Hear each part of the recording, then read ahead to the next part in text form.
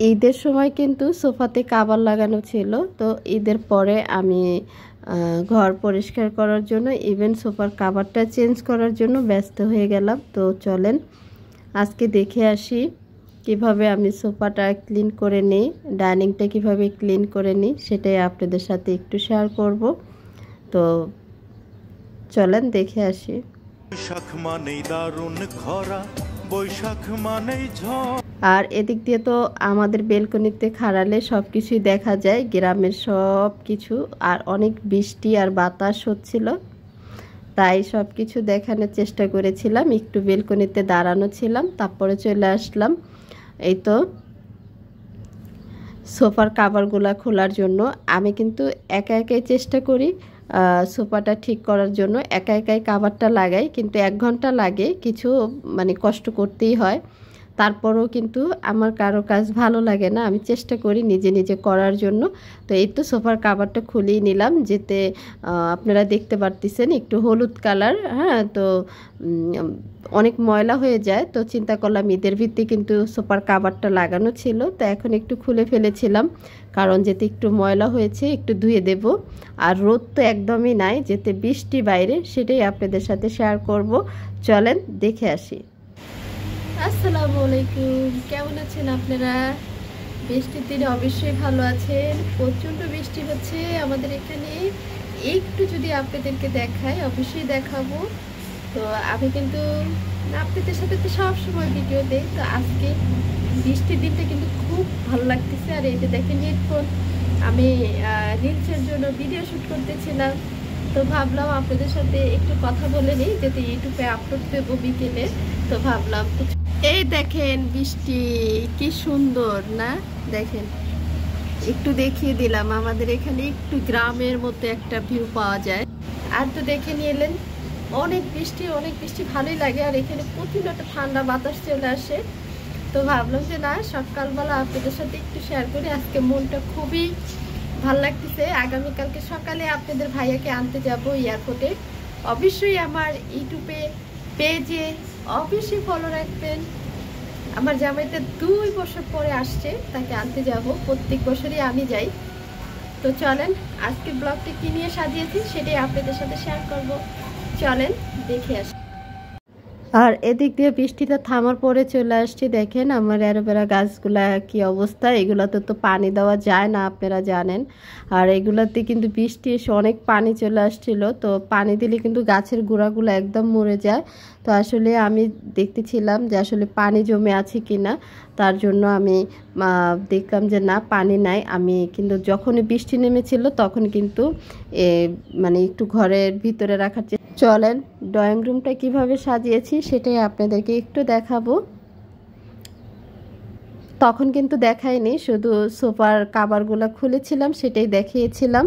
তো যাই হোক, কিছুদিন এইভাবে রাখবো, সপ্তাহখানেক, আবার 1 সপ্তাহ পরে আবার কাভারটা লাগিয়ে নেব। এই যে দেখেন, আর এই সোফাটা কিন্তু আমার ভীষণ পছন্দের একটা সোফা, কারণ এটা নিয়ে কিন্তু আমার অনেক ঝগড়া কাজা হয়েছিল, কারণ আমি এইটাই পছন্দ করেছিলাম। এই সোফাটা আনতে কিন্তু আমার অনেক মানে করতে হয়েছে। তো যখন আমি নিয়েছিলাম তখন কিন্তু প্রথম বের হয়েছিল, এখন কিন্তু আরও অনেক সুন্দর সুন্দর সোফা বের হয়েছে। এই যে দেখেন সাজিয়ে নিয়েছি। আর এই তো কাভারগুলো এখন ধুয়ে দেব, কিন্তু ক্যামেরায় দেখা যাচ্ছিল অনেক পরিষ্কার, আসলে কিন্তু না।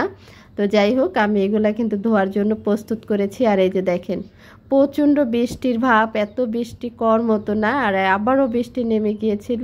আর আমি আমার বেডরুমে এসেছিলাম যেতে ঘরটা গুছিয়ে নেব। তো এই তো, আর আমার এখানে না কিছু পাখি আছে, কিচুরমিচুর করে আমার বেলকনিতে, সবসময় হয়তো পাখির শব্দ আপনারা পান।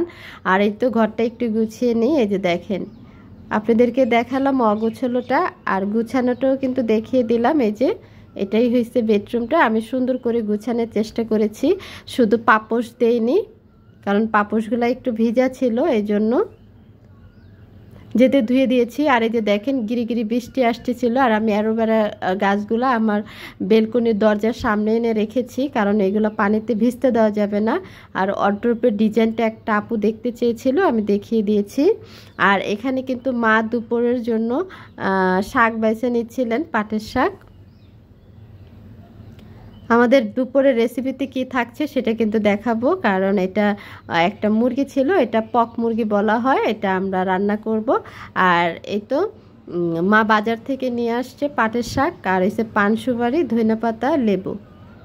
আর আমার আম্মা কিন্তু সবসময় একটু না একটু বাজারে যাবে, কিছু না কিছু আনবেই, কারণ সংসারে অনেক কিছুই লাগে খুঁটিনাটি, এই আর কি।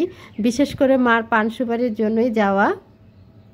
এই যে মার পানগুলো আমি একটু ঢাইলা নিচ্ছিলাম, ঝুড়িতে রাখতেছিলাম যাতে ধুবে, এই জন্য আমি একটু ব্যাগের থেকে নিয়ে নিচ্ছিলাম। আর আমার মার পান কিন্তু কেউ কিনতে পারে না, আমার মার পান আমার মারই কিনতে হয়, আমরা কেউই কিনতে পারি না।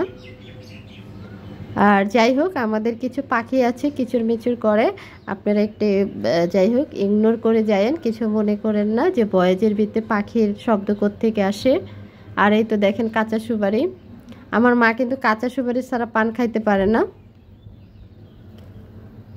আর এই তো দেখেন কিছু পাপড়, সেগুলো একটু ধুয়ে নিলাম, যেতে মানে রোদ নাই, তারপরেও কিন্তু চেষ্টা করলাম, একটু হালকা রোদের ভাব দেখা যাচ্ছিল, তার জন্য ভাবলাম যেতে বাতাস আছে শুকিয়ে যাবে, এই জন্য আমি ধুয়ে রোদে দিয়ে দিলাম। আর এখানে ভাইয়ের জুতাও রোদে দিয়ে দিলাম।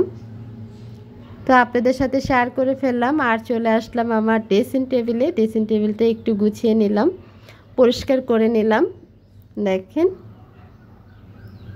আর এখানে কি জানেন, যখন ড্রেসিং টেবিলটা বানানো হয়েছিল তখন কিন্তু ভাইয়াকে বলা হয়েছিল যে চুরির যেতে দুইটা স্কোপ করে দেয়, কিন্তু সেই ভাইয়াটা চুরির স্কোপটা করেনি, তার জন্য চুরিগুলো এভাবে রাখতে হয়েছিল। আসলে আমার সাজুগুজু করতে একদমই ভালো লাগে না, আমি আসলে নর্মালি থাকতে পছন্দ করি। আর যে কোনো জায়গায় বাইরে যাওয়া হলে তো বোরকা লাগেই, এই জন্য আর কি সাজিয়ে রাখতেই পছন্দটা বেশি করি। আর এই তো দেখেন, এটা শুধুই আমি এটা দিয়ে কি করি, যেতে বিদেশ থেকে আনা, আমার হাজব্যান্ড কুয়েত থেকে নিয়ে আসছে যত কসমেটিক্স সবই। তো যাই হোক, আমি কি করি, হাওয়া মেশিনটা দিয়ে ওইটা বিড়ালের পানি শুকাই, বিড়ালের গোসল করে গা শুকায় দেই, এটা করি। কিন্তু আমার চুলের কাজে লাগে না, যে কাজের জন্য আনা হয়েছে। আর এই তো দেখেন আমার কানের টপ দুই জোড়া টপ নিয়েছি, তারপরেও কিন্তু আমার ভাল লাগছে না পরার জন্য, আমি মাঝে মধ্যেই দেখে রেখে দেই। এই তো দেখি এখন পরার চেষ্টা করব, কারণ কতদিন আর সাজিয়ে রাখবো।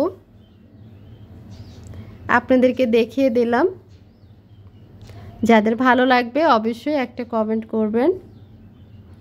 আর এদিকে তো মা কাপড় ধুয়ে নিচ্ছিলেন ভাইদের, আমি বললাম যে বাইরে বৃষ্টি, তুমি কেন ধুয়ে নিচ্ছ? মা বলতেছিল যে লুঙ্গি তো আর পাতলা কাপড় আছে, বাতাসে শুকিয়ে যাবে, এই জন্য মা ধুয়ে নিচ্ছিলেন। তা আমি বললাম তাহলে ধোও, আর কি করব। মা শুনতেই চায় না, মার কথা হয়েছে কাপড় যদি ময়লা হয় তার কাছে খারাপ লাগে, সে খুঁজে বের করে কাপড় চোপড়। আমার কাপড় তো আমি ধুয়ে নেই, কিন্তু আমার ভাইদের কাপড় কিন্তু আমার মা ধুয়ে নেবেন। আর এই তো দেখেন বাইরের অবস্থা দেখেন, একটু বাতাস, মা কিন্তু এখানে কাপড় দিয়ে দিচ্ছিলেন। আচ্ছা যাই হোক, আপনাদেরকে অনেক কথাই বলে ফেললাম, এখন চলে আসছি রান্নাঘরে, রান্না করব। আর এই তো একটা মুরগি নিয়েছিলাম, এটা তো আপনারা জানেন সোনালী মুরগি, এই যে সেটা ছোট আলু দিয়ে রান্না করব, ছোট আলু দিয়ে খেতে চেয়েছে বাসার সবাই। তো এখানে নিয়েছি আমি, ছোট আলুটা সিদ্ধ করে নিয়েছিলাম, যেতে একটা লাস্টে আলুটা দিয়ে দেব, এই জন্য। আর সিদ্ধ ছাড়া দিলে তো এই ছোকলাগুলো তো কাটা সম্ভব না, এই জন্য একটু ছুইলা নিয়েছি সিদ্ধ করে। আর এখানে পেঁয়াজ কুচি যা লাগে সেটাই নিয়েছি। আপনারাও যদি এভাবে মানে মুরগি দিয়ে, লাল পক মুরগি দিয়ে যদি খেতে চান খেতে পারেন। অনেকে বলে যে আপু তুমি রান্নার রেসিপির ভিডিও কেন দাও না? আসলে আমি শুরু থেকে দিতে পারি না, যদি শুরু থেকে আমি রেসিপির ভিডিওটা দিই তাহলে এটা আমার হয়ে যাবে কুকিং ব্লগ হয়ে যাবে, এই জন্য আমি দিচ্ছি না। এটা লাস্টে দিতে হবে, না হলে মাঝখানে দিতে হবে, কারণ ইউটিউবের কিন্তু অনেক ক্যাটাগরি থাকে, অনেক কিছু থাকে, সেটা আসলে আপনাদের সাথে হয়তো বা বুঝবেন না, বুঝায় বললো বুঝতে চাইবেন না, এই জন্য আর বলি না। এই জন্য আমি চেষ্টা করি যেটা, যে না এই সমস্যাটা যাতে না আসে, এই জন্য আমি আমার মতো করে চেষ্টা করি সাজানোর জন্য। তো যাই হোক, এখন মশলাটা একটু কষিয়ে নিচ্ছিলাম সুন্দর করে। তো চলেন, এখানে একটু আমি টমেটো কুচি দিয়ে দেব। টমেটো কুচিটা কিন্তু অনেকই ভালো লাগে আমার কাছে। এটা যদি গরুর মাংস হয় তাতেও আমার দিতে ভালো লাগে, কারণ আমরা কিন্তু টমেটোর সসটা দিয়ে থাকি, তাহলে আমি কাঁচা টমেটো কেন দিতে পারবো না। তো আমি সেই টমেটোটা দিয়ে দিই, ছোট ছোট করে কুচি করে দিয়ে দিই, এই আর কি। আর এই তো মুরগিটা আমি দিয়ে দিচ্ছিলাম। তো এখন সুন্দর করে একটু কষিয়ে নেব। কিন্তু আপনাদের সাথে একটা কথাই বলবো, আপনারা কিন্তু প্লিজ একটু ফুল ভিডিওটা দেখার চেষ্টা করবেন অবশ্যই, কারণ একজন একজনকে ছাড়া কখনোই সামনের দিকে আগাতে পারে না। আর ছোটো বোনকে বলেছিলাম একটু লাইরে তুমি একটু ঢাইকা দাও, একটু নাড়া দিয়ে দাও, একটু নাড়া দিয়ে দিয়েছেন। তো আপনাদের কাছে হাম্বল রিকোয়েস্ট থাকবে, আপনারা সবাই আমার পাশে আছেন, আমাকে অনেক ভালোবাসেন আমি জানি, কিন্তু আপনারা কিন্তু একটু ফুল দেখবেন। আমি কিন্তু আপনাদের ভিডিওগুলো ফুল দেখি। এই তো দেখো, তো আলুটা এখন দিয়ে দিলাম আমি। মুরগিটা কিন্তু আগে ভালো করে কষিয়ে নিয়েছিলাম আমি।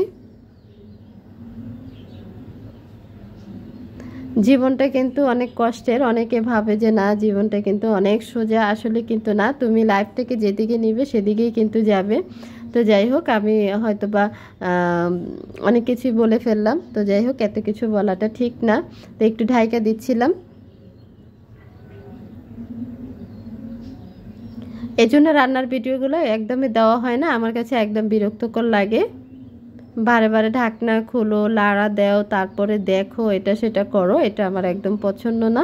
তারপরেও চেষ্টা করি আপনাদের সাথে একটু একটু করে নিয়ে আসার জন্য, যেতে আমার রেসিপিটা হয়ে গেছে, এই জন্য আপনাদের সাথে চিন্তা করলাম যে না একটু বড় করে আপনাদের সাথে শেয়ার করি। এই যে দেখেন, দেখছেন লাল মুরগি কিন্তু নতুন ছোট আলু দিয়ে কিন্তু রান্না করেছি। এই যে, তো ভালো থাকেন, সুস্থ থাকেন, আল্লাহ হাফেজ। যে যেখান থেকে আমার ভিডিওটা দেখছেন একটা কমেন্টে জানাবেন।